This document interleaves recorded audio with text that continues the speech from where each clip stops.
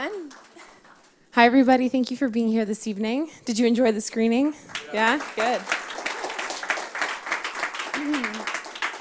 Well, we have with us this evening Rachel Brosnahan, who you just saw in House of Cards, and she actually just received her first Emmy nomination, so yeah. How crazy. Thank you guys so much for coming. It's good to see you all. Yeah. So to kick things off, Rachel, can you tell us, when did you first know you wanted to be an actress? We obviously get asked this a lot, and I didn't have an answer for a long time, but I think I always knew without being able to articulate it.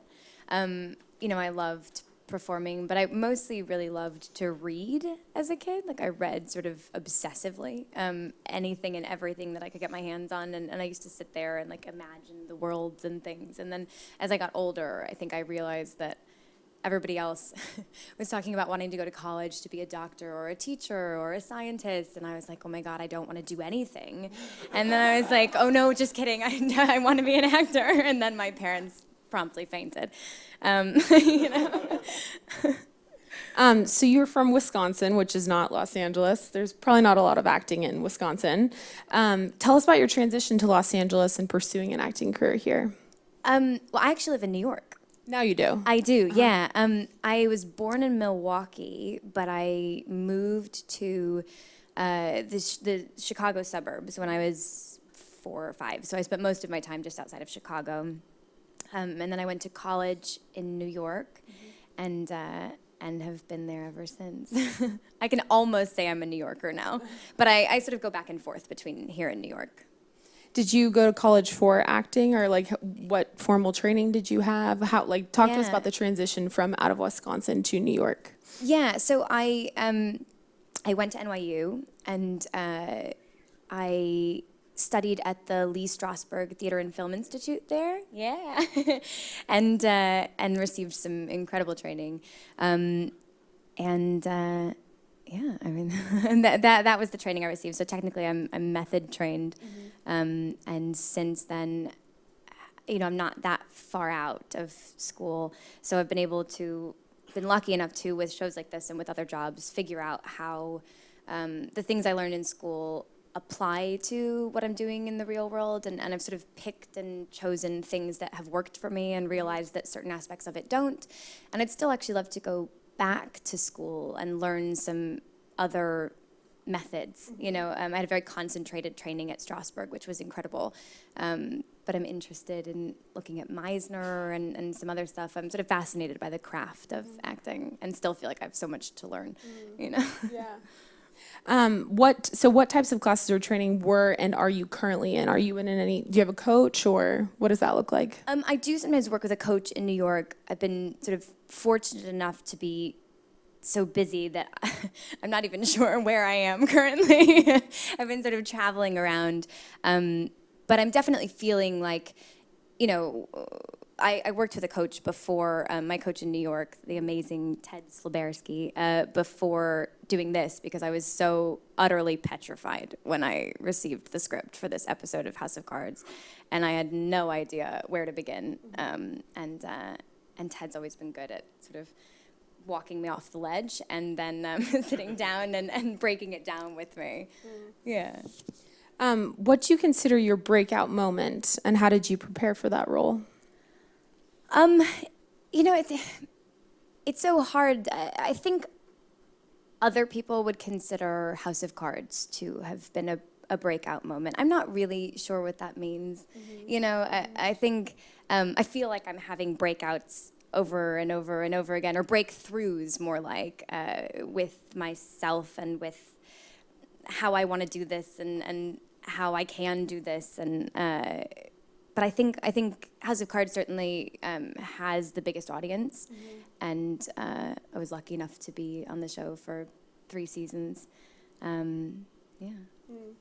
So talk to us about, I think a lot of actors wonder, how do I go about getting an agent or a manager? I'm kind of doing this myself. Yeah. What was that process like for you after you graduated college? Did you already have an agent and a manager, or how did you go about getting that? Yeah, it's a tough thing, because I think there really is no one right way to do it. I think everybody's path is different, and it's so hard because some people have been able to do it certain ways, and you know, you can read in books and all these things, but there's no one right way. I sort of started trying to go that route while I was still in high school.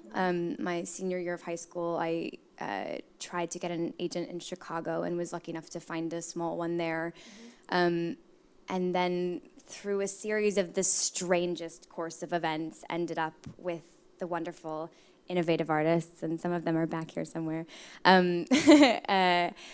But it was the craziest turn of events. You know, I got sent on an audition on accident for a role that I was not even the right race for, and then met a casting director who referred me to an agent that he really liked, and I sort of loosely started working with them. And you know, but I think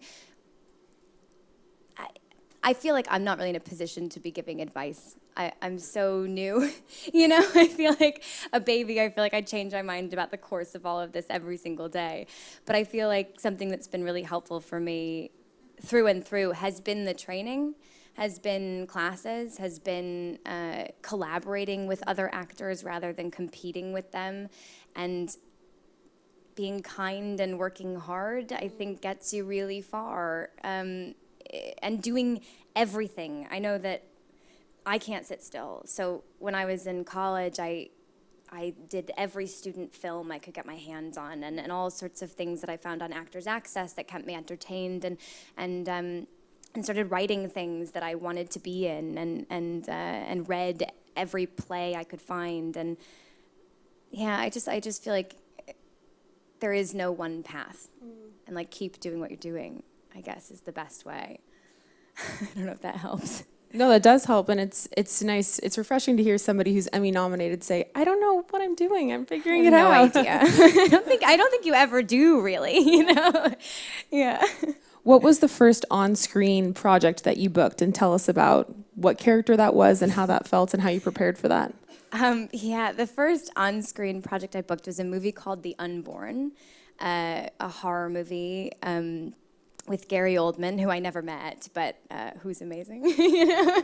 And I was like 17, and it was a complete accident, honestly. I went in for an audition, did everything wrong, and they told me that I was too young and had the wrong color hair, and got a call back, and then told them, because I literally could not have had any less a clue what I was doing, that I wasn't available the dates that they needed me because I was going on vacation with my family. And I really think that they must have looked at me and been like, what a moron, and given me the part out of, I don't know, you know, just to see if I was that stupid to not take it. Oh, it was such a mess. You know, it was just a couple scenes. It was like 2 scenes in this movie. And I felt like a chicken with my head cut off the entire time. Yeah. But that horror movie made you want to keep going. It did. It made me want to do theater for a while. But then, you know, got to try a little bit more on camera stuff in school and figure it out. It was certainly curious. You know, I looked around and couldn't believe that people got paid to do this. You know, to put on clothes and get your makeup done, and you know, yeah, it was a very strange course of events that led me to that one. So on House of Cards, you played a prostitute. How did you prepare for that role, and what training did you have specifically for that character of Rachel? Yeah, well, she's a call girl. Call not girl. A prostitute. A former high-class call girl. Yeah, you know, so I was only supposed to be in the pilot of House of Cards. The character's name was Call Girl, and yeah, she didn't have a name yet. And it all sort of happened very fast. So I'd done some research about why people enter into that profession. And found one really interesting story that stuck with me about a woman who had recently been fired from her job because they found out that she had been a call girl. But for her, it made her feel powerful. And that was something that I think became the backbone of this character and stuck with me throughout the seasons that followed, is that she's really just looking to gain control of her life in some way. And although there wasn't initially a plan for this character, so a lot of decisions that I had made about her kind of changed with every new episode that came in, and I was like, oh shoot, she's from Virginia, you know? I didn't do that in the first couple episodes. You know, I had to be kind of flexible with it, but I think that backbone remained. Yeah. Was there any part of that character that was difficult for you that you said, I don't really know how to do this or embody this? I feel like I'm going to butcher it almost. Every part of it, every single part. This was really my first job out of school. The first time that I was able to try my hand at just doing this and not also waitressing and nannying and all of the other things that we do to survive at the same time. It was sort of a make or break moment when this happened. And now I'm so tired. What was your question? Sorry. Was there any part of the role that you said, I'm going to yes. butcher it, or Yes, every feel part. like I'm going to make a mess of it? Yes. Yeah, you know, this is going to sound silly, but this was the scariest part for me, was that prior to this, I'd been playing a lot of like wide-eyed 16-year-olds, and this was not that, you know. And there's a scene in season 1 with Corey Stoll, who plays Russo, where she seduces him and he falls off the wagon. And in my head, I was like, oh my God, she has to be so sexy that he falls off the wagon. And how on earth am I going to do this? It just wasn't anything that I felt I had. You know, I was like, I'm too weird for this. And and that was the scariest moment, number 1. But I feel like every step of the way, you know, in season 2, stuff with Caitlin Scheel, who played Lisa, it was so emotional and required, it tested everything I had ever learned or thought that I could do or thought that I couldn't do about acting. This episode was the single scariest thing I've ever done on camera. I was utterly petrified to begin shooting this. And for me, that's something that drives me. I know for some people that's really detrimental, but I think through all the panic, it's sort of like, I have no other choice but to do it, you know? But I think every single moment, I felt like I could fall flat on my face, but that there was no alternative, you know, like I had to show up and I had to do it. And I'd rather like risk big and fail huge than try and play it safe. And not try at all. Yeah. You work with the amazing Robin Wright and Kevin Spacey on this project. Did they give you any advice for the Netflix series, and how was it working with the two of them? Funny enough, I never worked with them. You never met them? This show. I met them at table reads when we all got together and would read the episodes aloud.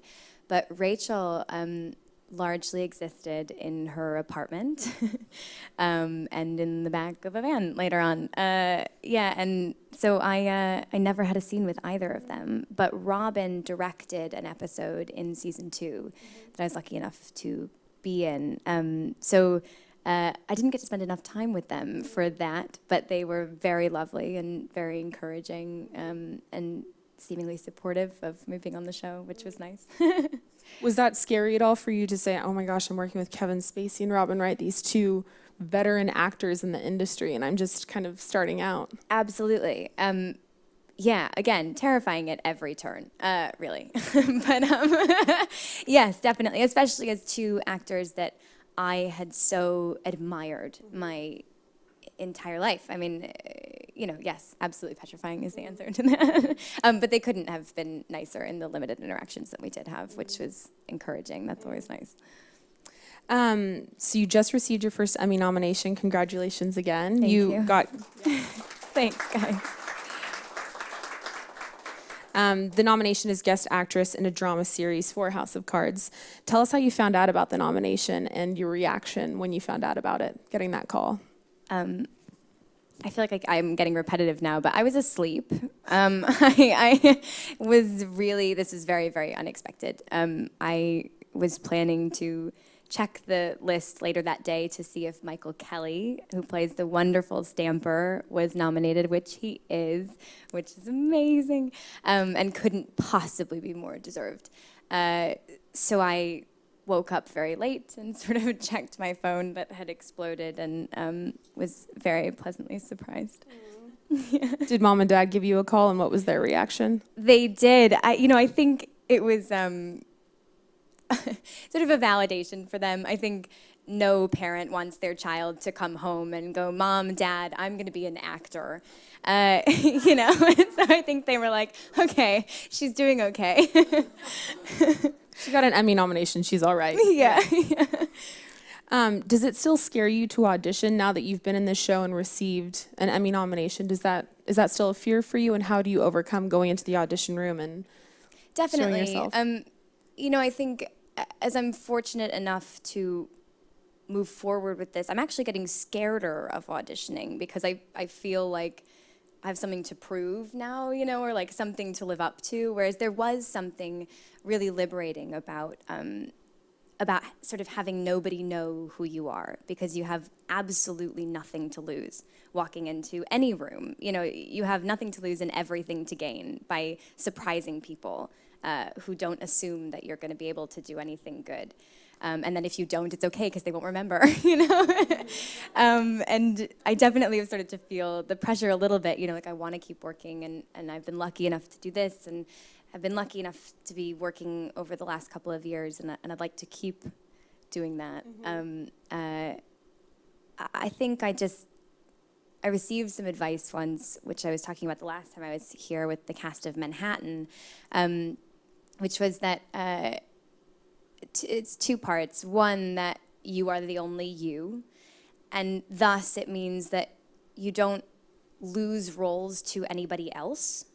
Like, there's no competition because you are the only you, and so they either want you or they don't want you, and it's not that they wanted somebody else over you. And for me, that's been really instrumental in just remembering that if this one's not for me, but I keep working hard and doing everything I can to make myself a better actor and to keep putting myself out there, that eventually somebody will want me, mm-hmm. and that there will be a role that is mine, mm-hmm. Has been something that's helped me enormously. Mm-hmm. Yeah. Kept you from getting discouraged or thinking, it's all my fault that I didn't get this. Exactly. And it takes the pressure off a little bit that, that you can go in and do the very best you can, and that's enough. Mm-hmm. That's all you can do, and they either want you or they don't want you, and it's been sort of a relief for me. But that doesn't mean that every time something doesn't go my way or I lose something to somebody I've lost things to a lot of times. I'm not like eating ice cream in my bed for a while and then I suck it up and move forward. Totally. Yeah. Is there an actor or actress that you look up to or have looked up to for a long time, and why that person? Yeah, there are so many, and I've been fortunate enough to briefly work with some of them, but one huge one being Frances McDormand. I am completely in awe of her and everything she does. I just think she's an incredible woman and mother and actress, and she's kind and considerate, and I can say that firsthand. I was lucky enough to work on Olive Kitteridge very briefly with her, and she could not possibly have been any kinder to somebody who was on set with her for about 10 days. She took me and another young actor out to dinner and sat us down and talked to us like people and gave us some advice. The best piece of which being, don't ever touch your face with things, don't inject things into your face because you need it.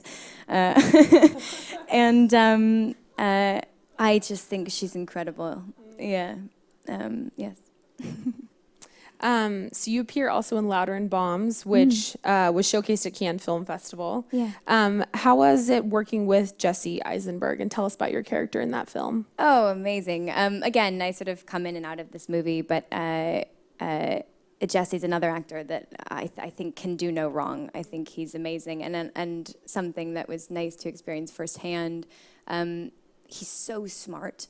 He's whip smart. And the director, Joachim Trier, set up an environment where we could truly collaborate. So every scene we did together was a collaboration.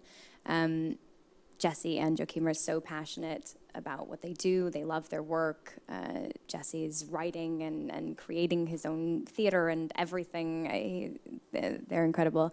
The character that I play is an ex-girlfriend of Jesse's character, who you see briefly in flashbacks, but they have an unexpected run-in in the midst of some difficult times for both of them, and they find solace very briefly in this connection that they once had and see where it's grown.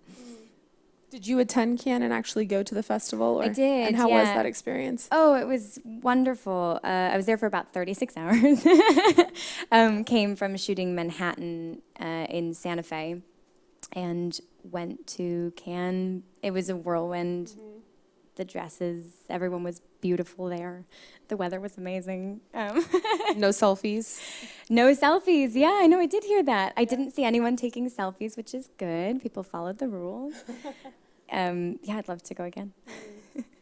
What is you actually touched on this, but what is the best piece of advice you've been given about working in the industry and staying? I know it can get discouraging for actors. You know, you think, oh, I'm trying so hard and I just want to give up. What's that piece of advice that's just kept you pushing on? I really think that's it. Something that we know but is hard is not competing with other actors. I've been guilty of it. I think we're all guilty of it. But it's so important to collaborate with other actors and to lift each other up. It's the hardest thing to do when when people are moving at different paces, but you never know what can come out of collaborating with other actors either. And if work is hard to come by, make things. That we do what we do because we love it. We love storytelling and we love creating characters and work. So if it's not coming to you, make it. Yeah. And also don't touch your face. Note that, everyone. I love that one. So true. Age gracefully. Embrace the wrinkles. Yeah. So your character, as we saw, gets killed off in a very morbid way on the show. So you will not be returning unless perhaps there's flashbacks on House of Cards. Can you speak to that at all? Only Bo Willimon has the answer to that. Okay. I would obviously love to appear in some flashbacks or as The Walking Dead or, I'm open. I'm really open. I'm available. Bo Willimon, if you're out there, I'm available. Hire me. Yeah. So if that's not on the table, what other upcoming projects are you working on? Can you tell us about any films or TV shows that you're going to be starring in at all? Well, the second season of Manhattan, which is a show about the building of the atomic bomb that I've been working on, airs in, in mid-October. I'm the worst right now for not being able to remember the date, but look it up. It's a WGN America show, and it's been absolutely fantastic to work on. I play the wife of a wonderkind scientist in the 1940s. It's a different look for me, but it features an amazing cast: John Benjamin Hickey, Olivia Williams. Yeah, check it out. And then I just wrapped production on a movie called The Fixer up in Northern California with James Franco and Melissa Leo and Dominic Raines, which was great and should be coming out eventually.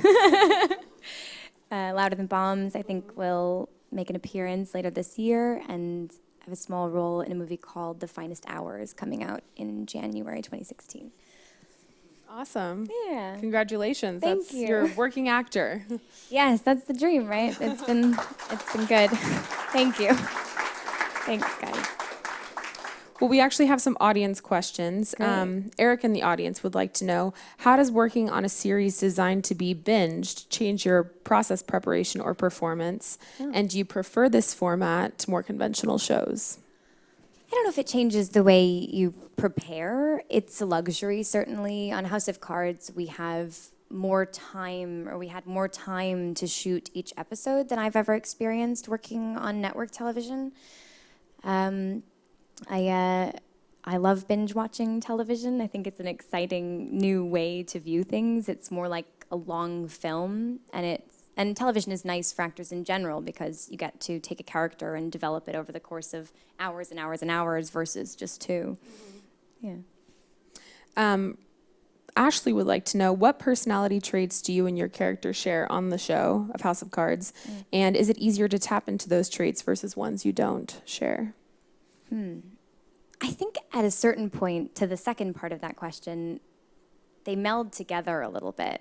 But I think I would like to think that Rachel and I share a determination and a resilience, which I was so glad that you got to see develop more over the second and third season with Rachel. But it's certainly hard to tap into parts of characters that you don't recognize in yourself. But I think that when you can find a way to tap into those qualities, you start to develop some of them, or at least temporarily. I know that I grew up with Rachel, I feel like I became a stronger, better person from playing this character over the course of 3 years. I learned a lot about myself and how resilient I could be, I think, from playing her. And somebody who, in the face of everything, remains somewhat optimistic and hopeful and won't take no for an answer. Well, you mentioned before that you didn't have the name when they just called her Call Girl. Why did they choose to name her Rachel if that is your name? Was that weird for you at all? No idea. I think Bo was just trying to fuck with me. I have no clue. Yeah, I think her call girl name was Sapphire. There's an episode in season 1 where Stamper says, "What's your name?" And she goes, "Sapphire." And he goes, "No, what's your name?" And she goes, "Rachel." And I was like, this is so weird. Why? I don't know. If acting doesn't work out. Yeah. The last question that we have for you is from Deja. Considering this season is released all at one time, what is your shooting schedule like? Does it differ from network episodic? Yeah, I don't know if they all do. I don't have enough experience to totally answer that question, but I know that with House of Cards, we did shoot the entire thing before it aired, whereas I did a brief stint on The Blacklist, and we were shooting as it was airing, and sometimes I was doing ADR on a Friday for an episode that aired on Monday. It was a very quick turnaround sometimes. I don't know if that's the norm or if that's this particular show. I know that with Manhattan, last year we shot all of it, and then the premiere was the very last week of shooting. But this year it's going to premiere in October, and we finished a couple weeks ago. Yeah, I don't know if it's standard. I'm not sure that I have the best answer to that. How long would it take to film an episode on House of Cards?